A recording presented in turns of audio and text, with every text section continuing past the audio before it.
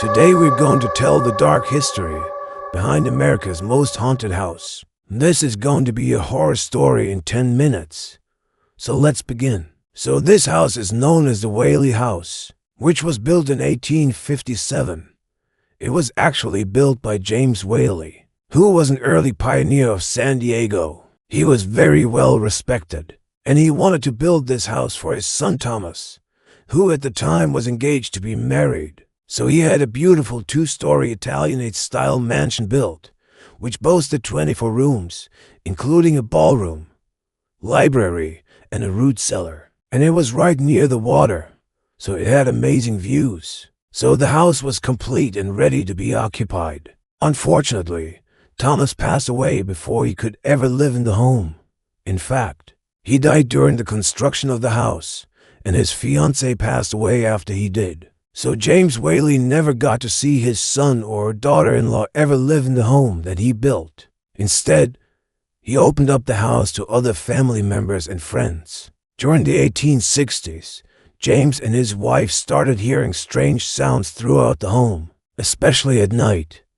They would hear chains dragging, metal moans, and footsteps above them. They would also experience cold spots and objects moving on their own. So they thought it might just be a one-off thing and decided to continue living in the home. But then in 1873, James was shot and killed during a robbery. He was killed right on the front steps of his home. His wife survived and she lived in the home until 1881. But she could never escape those strange sounds and those haunting feelings. So she moved out and left the home to her son, Thomas Jr. Thomas Jr. and his family were living in the home when their 3-year-old daughter suddenly became ill. She spiked a fever and fell into a coma and passed away. Then shortly after that, Thomas Jr. passed away from a heart attack.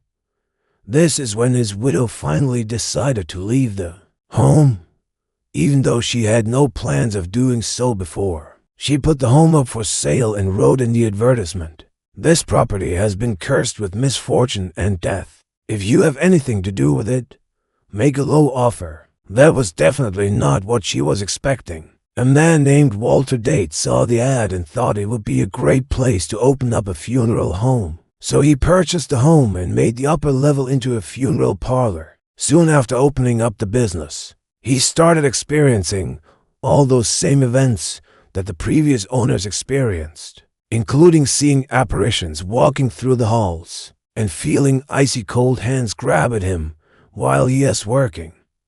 He closed down the funeral home and sold the home.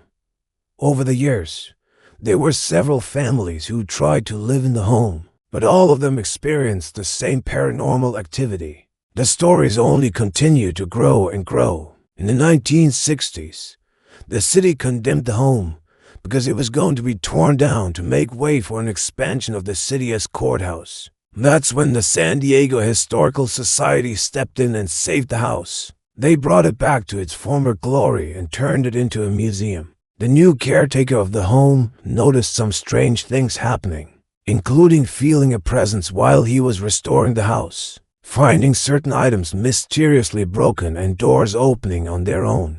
He didn't think much of it and continued restoring the home. Then one day while restoring the house, he found a small hidden room. Inside the room was a wooden box, and inside the box was a diary. The diary belonged to Thomas Haley, and it detailed the construction of the house and the passing of his son and his fiancée. It also explained how he and his wife had experienced strange phenomena in the home. He believed it might have something to do with the former owner of the land. Before selling the land to James, the previous owner took his own life on the property, and he believed that maybe his spirit was lingering here. As the diary was being read, more and more apparitions started appearing, including the former owner who took his life. And these sightings have continued over the years. It's said that if you visit the home today, you can still see the apparition of James Haley standing on the top of the staircase. You can also see the ghost of a little girl wandering the halls. Some visitors have even reported being touched by a cold, invisible hand. One day, A group of paranormal investigators came to the home to capture any evidence of paranormal activity. They set up cameras and other equipment and then waited for something to happen. One of the investigators was sitting alone in the library when he heard chains dragging metal moans. He looked over to his camera and saw that it had started recording by itself, and it was showing the corner of a ghostly apparition dragging himself closer and closer. Then it stopped recording on its own. Another time, a group of tourists were visiting the home.